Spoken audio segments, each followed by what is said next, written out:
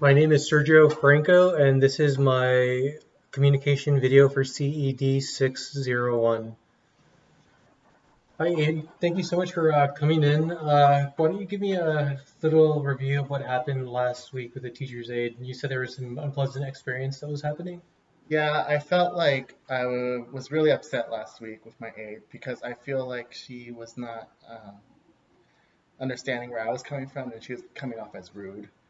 So the story is that last week the kids didn't really have work to do, Okay. and so usually my aides would be helping them out, but they weren't helping them out this time. Why did the kids not have as much work to do this week? Well, they were doing fun activities with the teacher, so the teachers Mhm. were just taking this week to just kind of just have fun with the kids, and so they didn't have much work to do. So the aides usually, when that happens, they usually like to help me out in the classroom by cleaning up or doing paperwork for myself. And I have one new aide in particular who was not very excited about that. So she seemed a little bit standoffish and she seemed very bored. What was it about her behavior that made you think she was appearing standoffish? She was just isolating herself. She was very angsty. She was kind of always trying to find something to do. You were able to pick that up from her body language? Yeah, just because she was just not there completely like interacting with us and she was just trying to find any sort of other activity to do. And so the last day of that week, I got a call from the secretary and she asked me if I could let her borrow one of my aides because one of the aides were out sick and she needed them to help out in a self-contained classroom.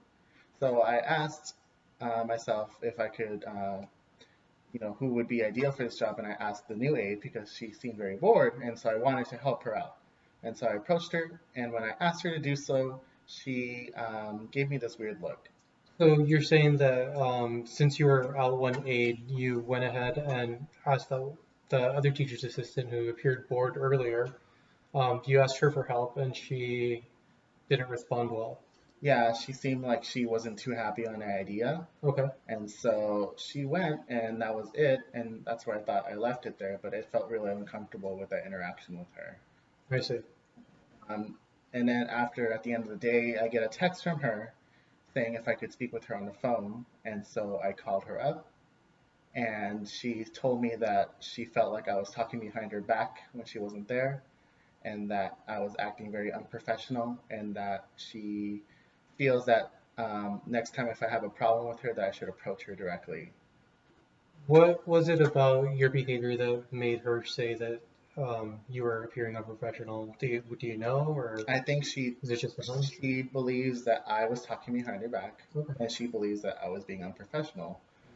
But I reassured her that I wasn't talking behind her back and that I wanted her to go help out because I saw that she was bored and that she wanted things to do. And so I felt like I was doing her a favor. Yeah, that must have been very frustrating for you. I can see why that would have irritated you. It seems like she did jump the gun a little bit and um, in accusing you of being unprofessional because it seems like it was really just a fundamental misunderstanding. So, how are you thinking of handling this? I think, well, I'm pretty upset about the whole situation. I kind of just want to tell her off. Like, I just want to go up to her and just tell her that, you're being unprofessional too, and I just want to backlash at her like she did at me. Okay, well, let me ask you this: is there a way to use this opportunity as instead of us making it about retaliation or about revenge? Is there a way to use this opportunity for growth? Can we somehow use this for in our favor, to help mend the relationship that was broken from what it seems like to be the very beginning? Yeah, I guess I could approach her in a nicer way and try to not retaliate, like you said. It would probably be more professional myself to respond in that way when she called me out as being unprofessional. I shouldn't retaliate. I should probably, um, stay calm and try to understand her feelings and try to get her feelings clear to myself before.